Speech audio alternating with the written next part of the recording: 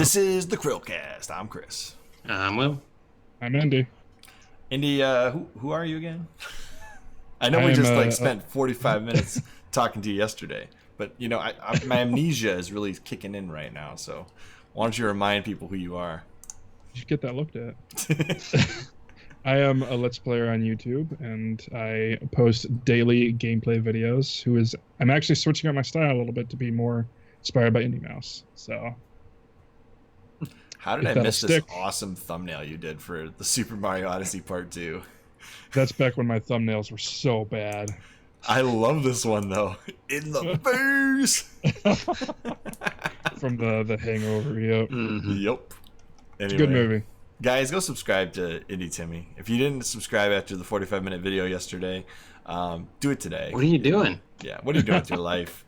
You know. Well, if they didn't subscribe after the 45-minute video, obviously they don't like me. Or they didn't watch our. They saw 45 minutes with the CHRILLCAST and they said nope. Exactly. Probably. This IndieTimmie guy looks pretty cool, but I can't stand 45 minutes with Chris and Will. Neither can I. YouTube.com/IndieTimmie. IndieTimmie. You're able to do that without any slip-ups. It's a practice, anyways. Mm-hmm. We're going to be talking about what, Will? Scott Pilgrim versus the World, the game. The game for Throwback Thursday. I don't know why I did that. Fucking, I don't know either. it's a game that sadly you have to be kind of good at coding to be able to get anymore. Yeah, why don't I give a background on it? I'm so bad this week. Scott Pilgrim versus the World, the game, is a side-scrolling beat-'em-up game Like it. based on the Scott Pilgrim series of Oni Press graphic novels by Brian Lee O'Malley, tying in with the release of the film of the same name. It is published by Ubisoft and developed by Ubisoft Montreal with Ubisoft Chengdu. The game was first announced at Comic-Con 2009 in July 2009. It was released exclusively as downloadable content via PlayStation Network on August 10th through 11th, 2010, and through Xbox Live Arcade on August 25th, 2010. And because it was released in two separate time frames in August, that's why we're covering it this week on the CHRILLCAST for a Throwback Thursday. It's loosely following the story of the graphic novels. Up to 4 players can play as Scott Pilgrim, Ramona Flowers, Kim Pine, and Stephen Stills, along with the unlockable character and the downloadable characters Knives Chow, and Wallace Wells. He must battle through 7 levels in order to defeat Ramona's 7 evil exes. On December 30th, 2014, the game was delisted from the Xbox Live and PlayStation Store. Xbox Live Arcade, I assume, is what they meant. And the reason for this is likely due to the license expiring.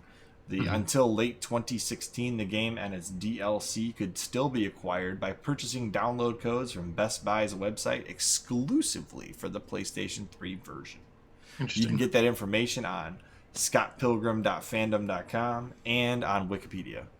This is why you only buy games physically, and if they don't have a physical version, don't buy it. What if you really want to play it? Pirate it. Oh no, we do not advocate for piracy on this channel. Sail those seas. No. Yes. Will is not speaking on behalf of the company. I am the CHRILLCAST. Oh my god.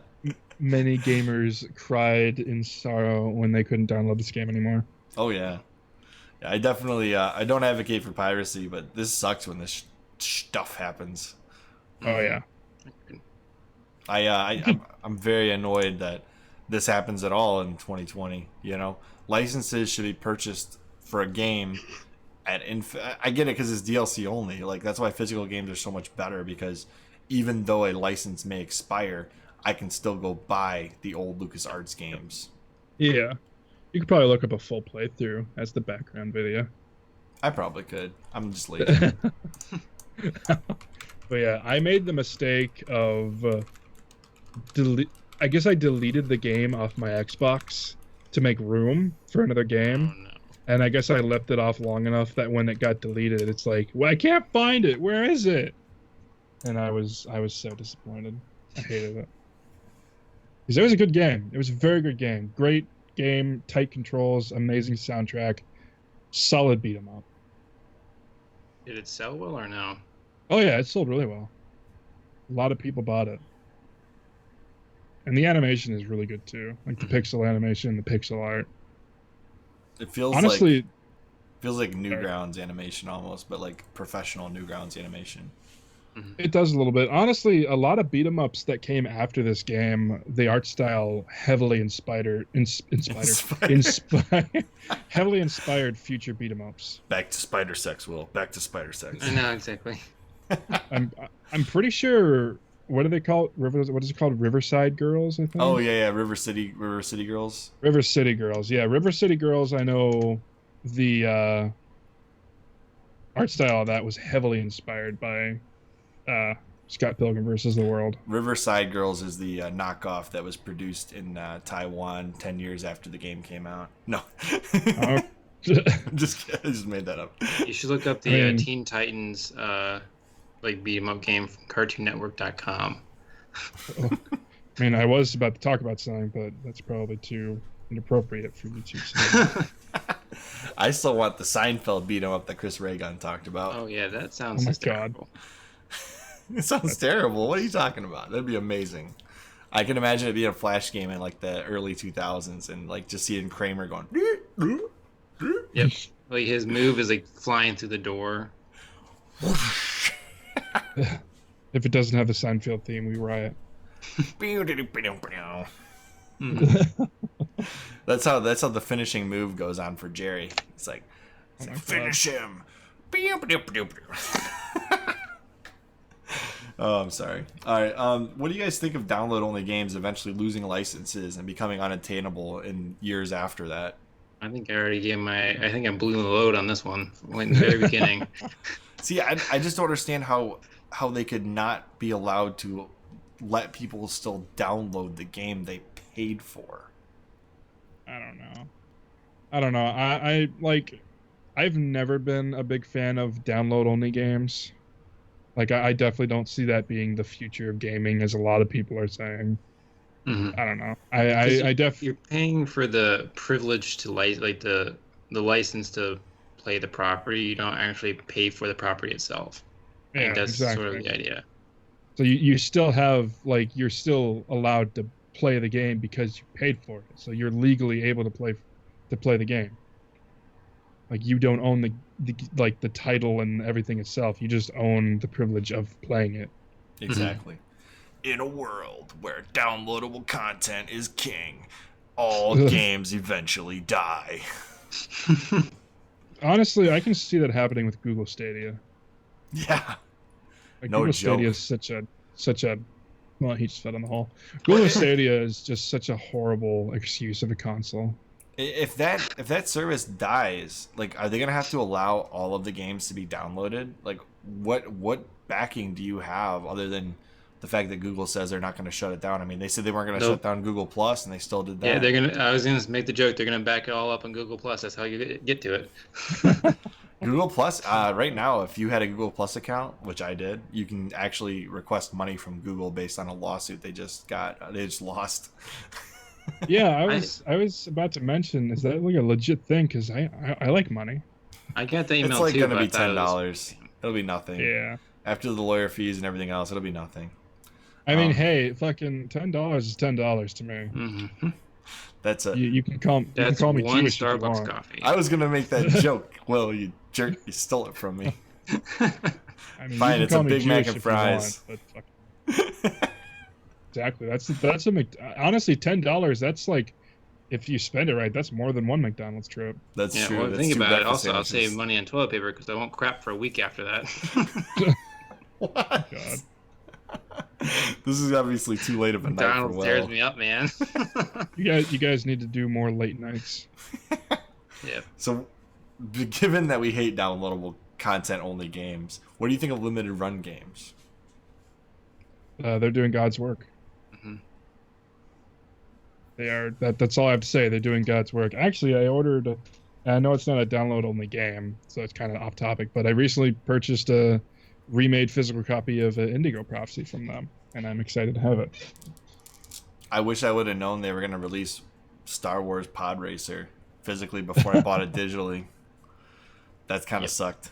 I'm still thinking about buying it physically at some point, but not right now. I've totally done that where I bought a digital game and like that was a mistake, and I bought it physically as well. I've put in so much money into limited run games. I bought a collector's edition of Psychonauts and a collector's edition of Yooka-Laylee. I got Oceanhorn physically. That was the reason I actually got into limited run games, was I found out they were doing Oceanhorn, and I was like, count me in. I want this game physically so bad.